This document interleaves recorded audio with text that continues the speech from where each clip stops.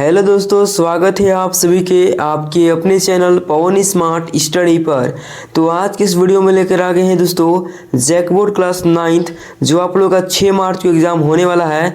उसके लिए दोस्तों विज्ञान के पेपर को लेकर आ गए हैं जो कि आपके एग्ज़ाम के लिए काफ़ी ज़्यादा महत्वपूर्ण रहेंगे।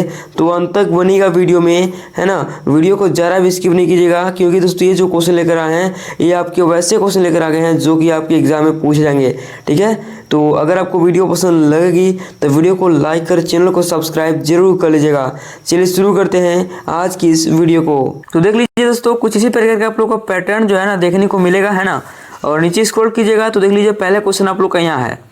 क्या कर रहा है क्वेश्चन, ध्यान दीजिएगा कि गति का सबसे साधारण प्रकार है। तो गति का सबसे साधारण प्रकार ए में देख लीजिए वृत्तीय गति, बी में घूर्णन गति, सी में सरल रेखीय गति और डी में इनमें से कोई नहीं। तो यहाँ पर हो जाएगा दोस्तों ऑप्शन नंबर सी, सरल रेखीय गति, है ना। आगे देखते हैं दोस्तों क्वेश्चन नंबर सेकंड। और सेकंड में क्या है, ध्यान दीजिएगा, है ना।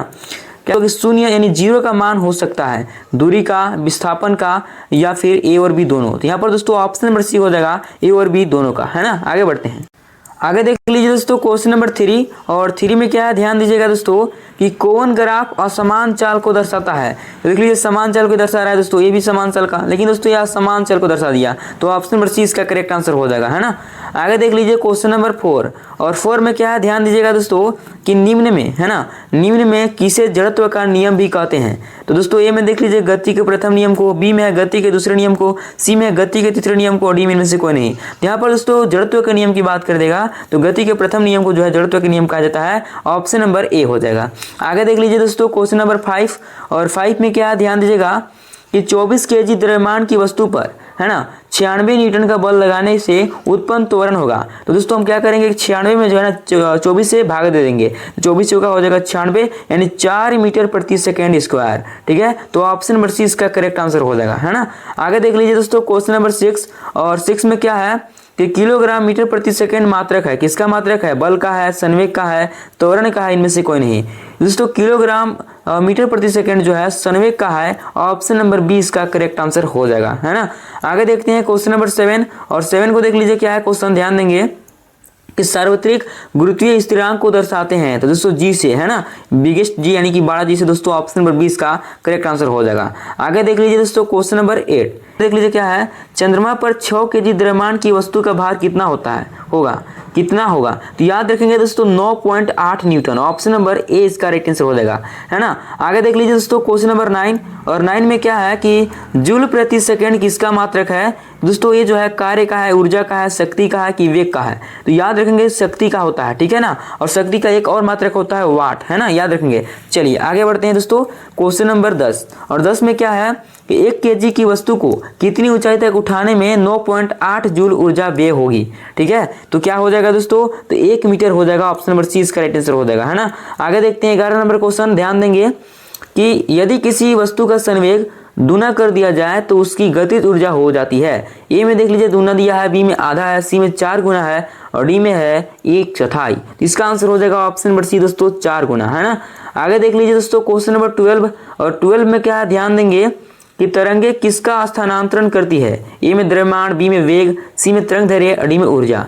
तो स्थानांतरण की बात कर देगा तो ऊर्जा याद रखेंगे दोस्तों, ऑप्शन नंबर डी इसका करेक्ट आंसर हो जाएगा 12 नंबर का। ठीक है, आगे देख लीजिए दोस्तों क्वेश्चन नंबर 13। क्या है, ध्यान देंगे यदि क्रमिक संपीड़न एवं विरलन की दूरी 5 सेंटीमीटर है तो तरंगदैर्घ्य का मान है तो दुगना हो जाएगा यानी कि 10 सेंटीमीटर दोस्तों, ऑप्शन नंबर बी हो जाएगा, है ना। आगे देखते हैं 13 का बी हो गया। 14 नंबर देख लीजिए क्या है कि निम्न में कौन पदार्थ नहीं है। तो लालटेन देख लीजिए दोस्तों ये आपका पदार्थ है, चम्मच भी पदार्थ है, कलम भी पदार्थ है, लेकिन विचार जो है एक भाव है दोस्तों, तो ये आपका पदार्थ नहीं है। तो ऑप्शन नंबर सी इसका करेक्ट आंसर हो जाएगा, है ना। आगे देख लेते हैं दोस्तों क्वेश्चन नंबर 15। और 15 में क्या है, ध्यान दीजिएगा कि तापक्रम का SI मात्रक है। ए में न्यूटन दिया है, बी में पास्कल है, सी में डिग्री है और डी में केल्विन है। तो तापक्रम का SI मात्रक होता है दोस्तों केल्विन, है ना। और आपको यहाँ बता दें कि न्यूटन जो होता है दोस्तों बल का होता है, किसका होता है, बल का। पास्कल जो होता है किसका होता है, तो दाब का होता है दोस्तों, है ना, दाब का होता है। याद रखेंगे दोस्तों ये दोनों चीज को। आगे देख लेते हैं क्वेश्चन नंबर 16। 16 में क्या है कि गैस का द्रव में परिवर्तन कहलाता है। तो द्रव में, गैस का द्रव में परिवर्तन हो जाएगा तो दोस्तों संघनन हो जाएगा, ऑप्शन नंबर सी इसका करेक्ट आंसर हो जाएगा, है ना। आगे देख लेते हैं दोस्तों क्वेश्चन नंबर 17। 17 है कि बारूद है। बारूद है दोस्तों, एक क्या है? तत्व है, यौगिक है, मिश्रण है, इनमें से कोई नहीं। दोस्तों बारूद जो है ना कई पदार्थों का मिश्रण होता है, तो ऑप्शन नंबर सी इसका करेक्ट आंसर हो जाएगा, है ना। आगे देखते हैं दोस्तों क्वेश्चन नंबर 18 में क्या है, ध्यान दीजिएगा कि निम्नलिखित में कौन जो है ना कोलाइडल नहीं है। ए में दूध है, बी में रक्त है, सी में वायु है, डी में धुआं है। दोस्तों दूध आपका कोलाइडल है, रक्त भी कोलाइडल है, धुआं भी कोलाइडल है, लेकिन दोस्तों वायु जो है ना कोलाइडल नहीं है, तो ऑप्शन नंबर सी इसका करेक्ट आंसर हो जाएगा, है ना। आगे देखते हैं 19 नंबर क्वेश्चन क्या है, ध्यान देंगे कि निम्न में द्रव में कौन अनिश्चित है। द्रव में बोल देगा घनत्व हो जाएगा कि आकार होगा कि आयतन होगा कि द्रव्यमान होगा।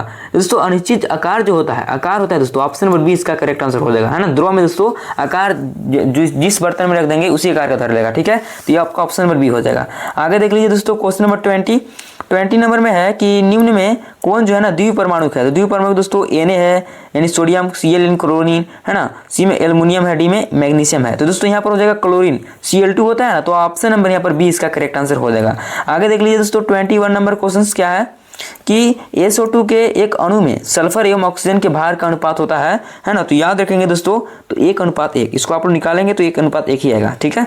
आगे देखते हैं 22 नंबर क्वेश्चन क्या है, ध्यान देंगे कि नाइट्रोजन गैस के लिए रासायनिक प्रतीक है। तो नाइट्रोजन गैस लगा दिया तो N2 हो जाएगा। अगर केवल नाइट्रोजन रहता तो N होता, ठीक है, लेकिन नाइट्रोजन गैस है तो ऑप्शन नंबर 20 का करेक्ट आंसर हो जाएगा, है ना।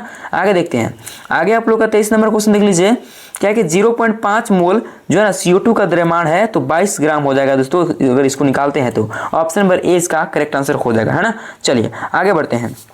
अगला जो क्वेश्चन है दोस्तों क्वेश्चन नंबर 24 क्या है कि उत्कृष्ट गैसों की संयोजकता कितनी होती है। तो दोस्तों याद रखेंगे 0, है ना, 0 होता है, ऑप्शन नंबर डी इसका करेक्ट आंसर हो जाएगा। आगे देख लीजिए दोस्तों क्वेश्चन नंबर 25 में क्या है कि किसी तत्व के समस्थानिकों में किसकी संख्या भिन्न होती है। तो किसकी संख्या होती है दोस्तों, तो न्यूट्रॉन की होती है ना, न्यूट्रॉन की। दोस्तों ऑप्शन नंबर सी इसका करेक्ट आंसर हो जाएगा, है ना। चलिए आगे बढ़ते हैं। अगला जो क्वेश्चन है दोस्तों क्वेश्चन नंबर 26 क्या है, निम्न में कौन सा इलेक्ट्रॉनिक विन्यास विद्युत धनात्मक तत्व का है। तो दोस्तों देख लीजिए ये जो है आप लोग का विद्युत धनात्मक तत्व का है, ऑप्शन नंबर ए इसका करेक्ट आंसर हो जाएगा। 27 में है कि गुणसूत्र बने होते हैं, तो डीएनए का भी बना होता है और प्रोटीन का भी दोस्तों, तो यहाँ हो जाएगा डीएनए और प्रोटीन का, ऑप्शन नंबर डी इसका करेक्ट आंसर हो जाएगा, है ना।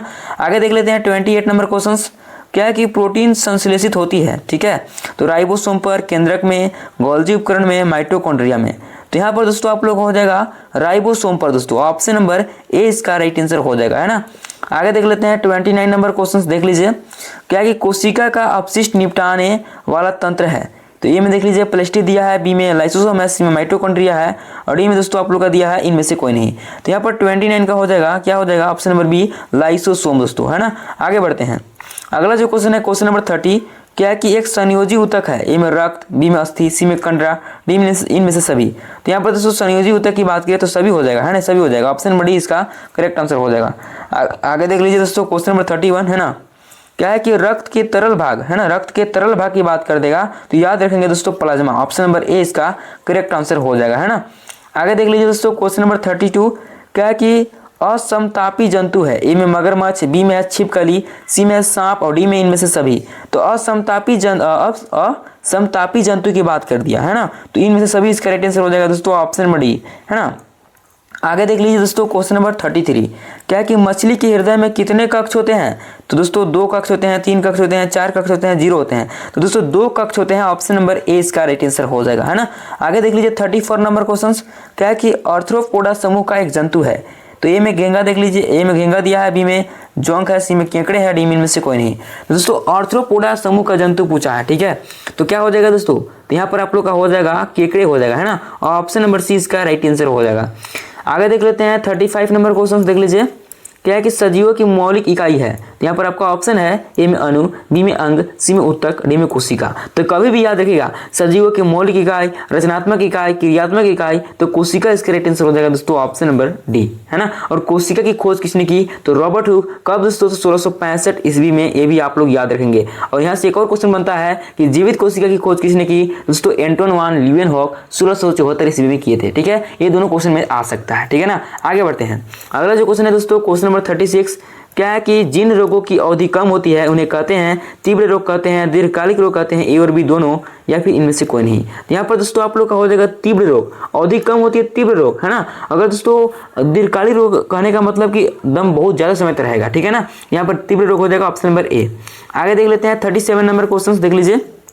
क्या है कि जीवमंडल का निर्जीव घटक है तो वायु हो जाएगा, जल हो जाएगा, मृदा हो जाएगा, ऑप्शन नंबर डी इसका करेक्ट आंसर हो जाएगा, है ना। आगे देख लेते हैं 38 नंबर क्वेश्चन देख लीजिए। क्या है कि शुक्र एवं मंगल ग्रहों पर वायुमंडल का मुख्य घटक है ना। तो क्या है दोस्तों, तो CO2 यानी carbon dioxide, option number A हो जाएगा, ठीक है। आगे बढ़ते हैं, अगला जो क्वेश्चन है दोस्तों क्वेश्चन नंबर 39। क्या है कि मधुमक्खी जो है ना फूलों से एकत्रित करती है तो मकरंद भी पराग भी, तो ऑप्शन नंबर सी इसका राइट आंसर हो जाएगा। आगे देख लीजिए अंतिम क्वेश्चन, अंडे देने वाली मुर्गी को कहते हैं तो लेयर कहते हैं दोस्तों, ऑप्शन नंबर बी इसका राइट आंसर हो जाएगा। इस प्रकार से दोस्तों इस वीडियो में हम लोग 40 मोस्ट वायरल क्वेश्चन को देख लिए जो कि आपके एग्जाम के लिए काफ़ी ज़्यादा महत्वपूर्ण है, ठीक है। तो उम्मीद करते हैं आपको ये वीडियो पसंद लगी होगी।